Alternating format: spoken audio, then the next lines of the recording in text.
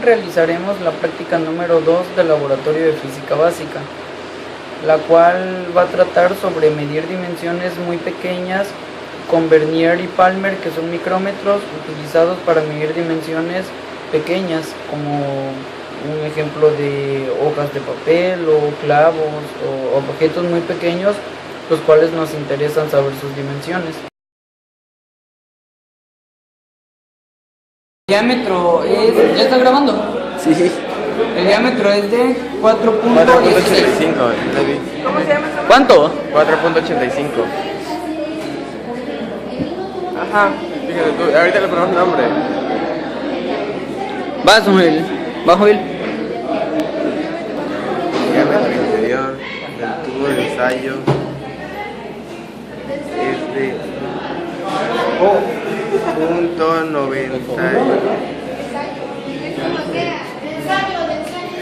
.92. Tiene el flash, pero... Diámetro interior 1.0.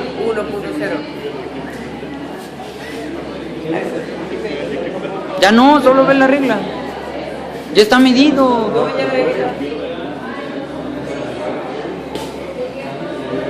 Diámetro interior mide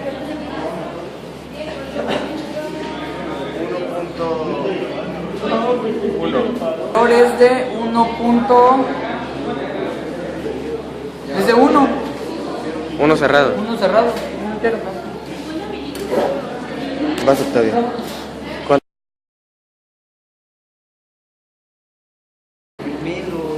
El grosor de este lapicero con el palmer es de... Ey, despierta. 7.36.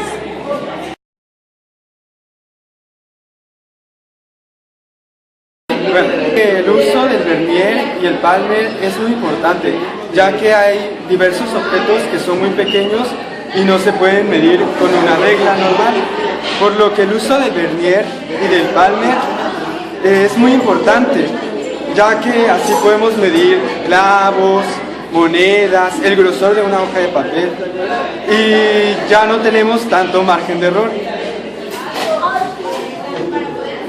En esta práctica número 1 de lo que fue física, vinimos al laboratorio y aprendimos cómo el uso adecuado del vernier y de el palmer. Medimos ciertos objetos como el brazo de precipitado, el tubo de ensayo y otras cosas, y lo mostramos en una gráfica obteniendo un resultado promedio. Los objetos como el palmer o el vernier nos puede dar las medidas exactas de pequeñas dimensiones de objetos muy pequeños, tales como una moneda o una tarjeta. Si queremos conocer la profundidad de un tubo de ensayo, por ejemplo, podemos utilizar nuestro pie de vernier, ya que así vamos a obtener una medida exacta y, en conclusión, lo más exacto podemos saber de que conoceremos cualquier medida más pequeña. Yo concluyo de esta práctica que existen diferentes objetos los cuales debemos medir con instrumentos diferentes para que salgan correctamente, entre ellos el palmer y el vernier, por ejemplo. Cada objeto tiene diferente forma y en ello nos vamos a basar para ver con qué medirlo. También si queremos saber su profundidad, su grosor, su altura u otra dimensión. Los micrómetros de vernier y de palmer. Nos dimos cuenta que los micrómetros nos pueden ayudar a medir cosas muy delgadas, profundidades. El micrómetro de vernier lo ocupamos principalmente para medir profundidades, porque con otra cosa sería casi imposible. El micrómetro de palmer es para medir carpetas, papeles, tarjetas, cosas pequeñas que se miden en milímetros o décimas de milímetros. Gracias a esto podemos medir... Vamos a ir al cine al rato. El grosor de una moneda de 50 centavos o el diámetro de algún vaso de precipitado.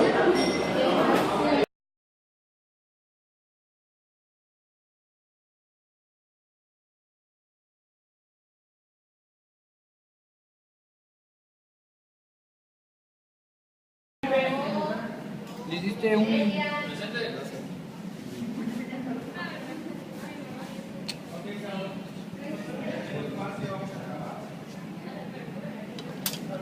¿No lo sabes amarrar? Pues tiene que ser la misma. ¿Sí? Dale que ya está grabando. ¿Cuántos newton? A 3.5. Ahí está. Que se debe mantener el equilibrio, así que No, el iPhone no hace zoom. ¿estás a 3.5? Chécalo.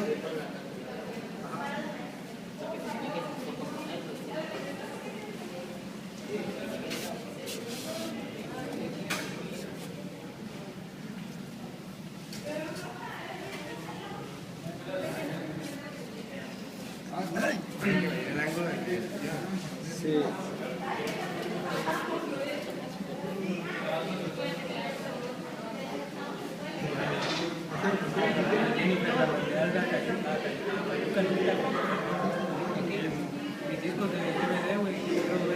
¿Tú lo mandaste?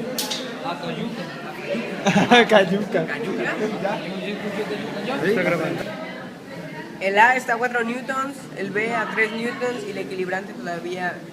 Está a 3.9, 3.8. Voy a ponerlo. El equilibrante está a 3.7, 3.8 newtons. ¿Alguien que anote? Víctor. Víctor, anota, ven. Acá. ¿Dónde? ¿Ya? Fuerza, ¿cuántos puntos? Ah, ¿Estás grabando? sí.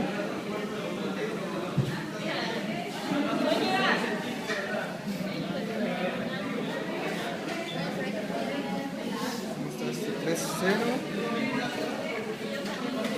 Ah, sube 286. 5. Piensan que soy su criado. 287. No, pero es que no es seguro así. Mono. Bueno. Es que aquí, por ejemplo, son Es uno, aumenta uno.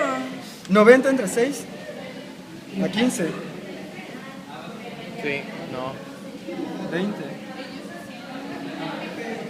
6 por 1.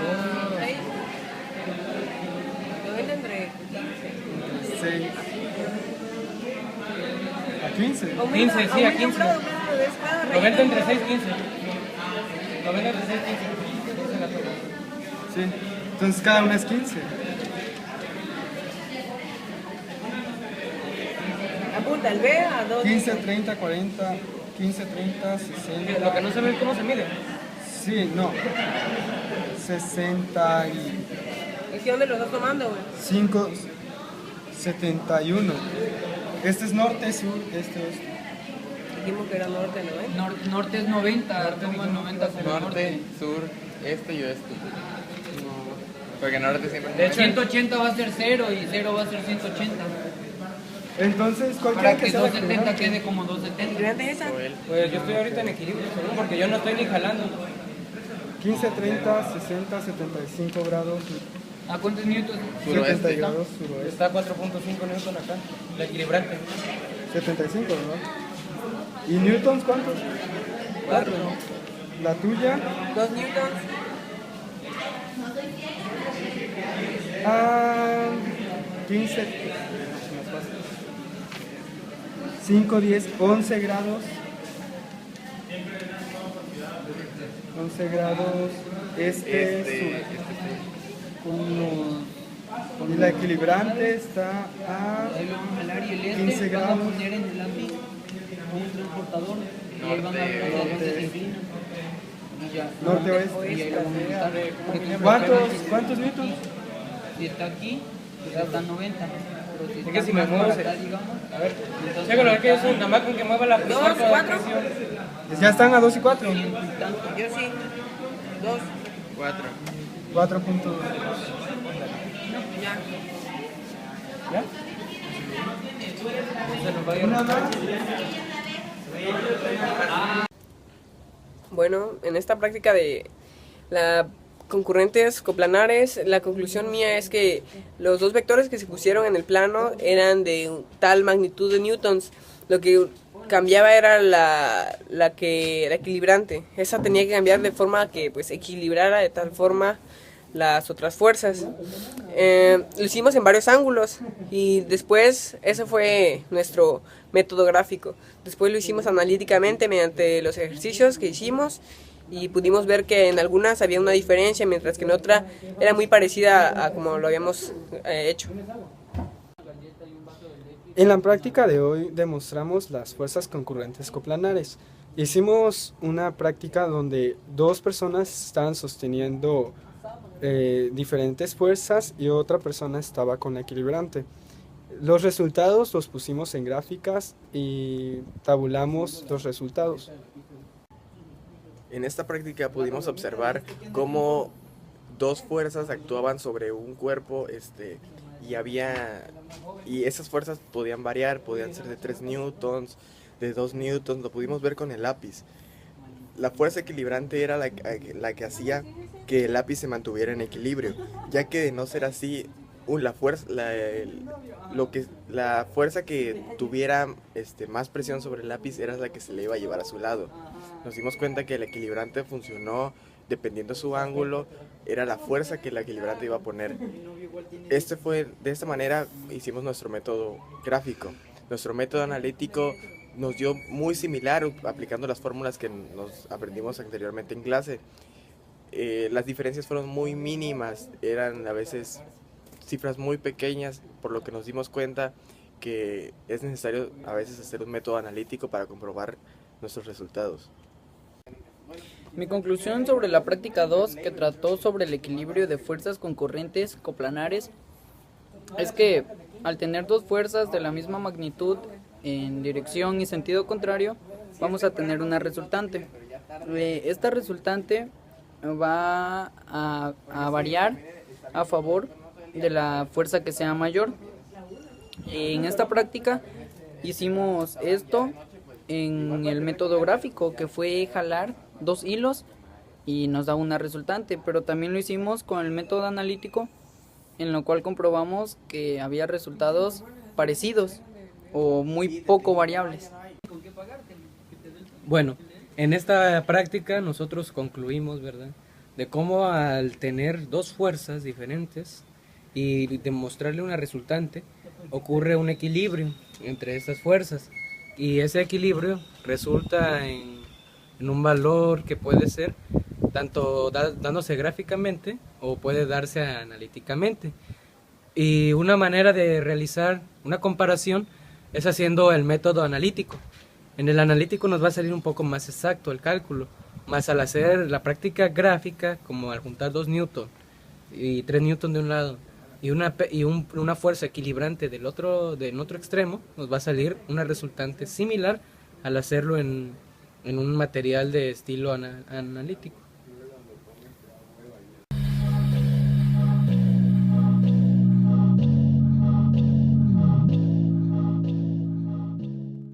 El día de hoy haremos la práctica de movimiento rectilíneo uniformemente variado.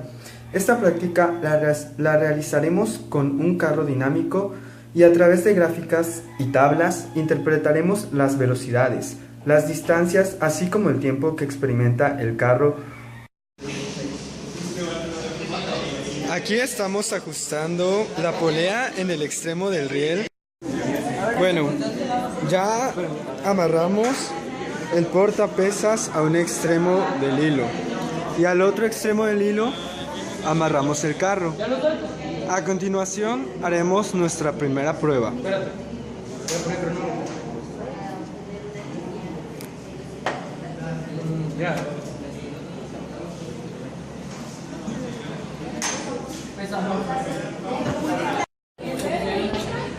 Estamos marcando la posición inicial del carro. 2, 3.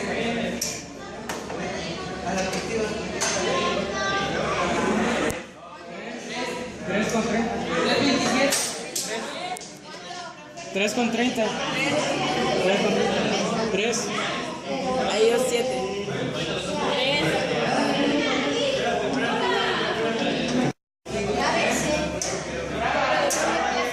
¿De cuántos metros es? A ver, ¿hasta cuánto marca ahí? ¿Cuál es el máximo? 300. 227. 227. Entonces sería 227 menos 77.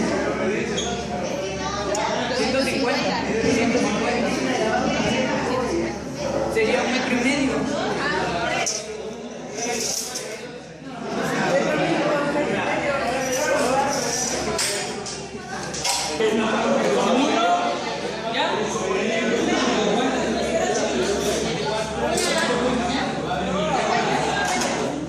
No, pero ya, 1, 2, 3. 2,47. 2 0. 2,0. Exagerado. China.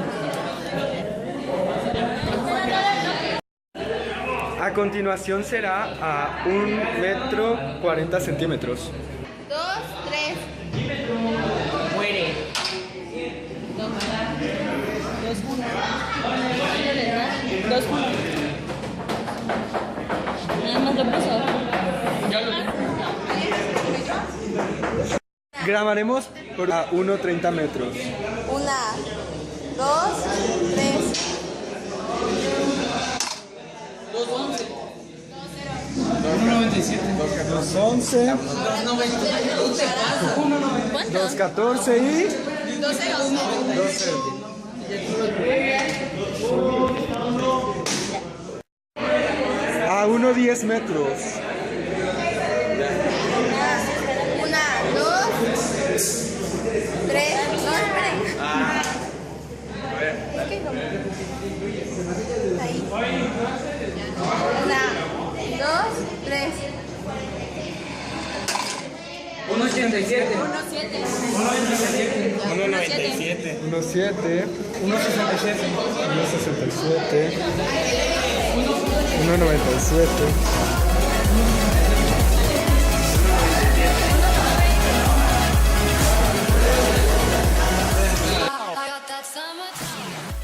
Que obtuve de esta práctica sobre movimiento rectilíneo uniformemente acelerado es que nuestro objeto, en este caso un carro, siempre va a tener la misma aceleración constante y la velocidad, ya que no aumenta ni disminuye.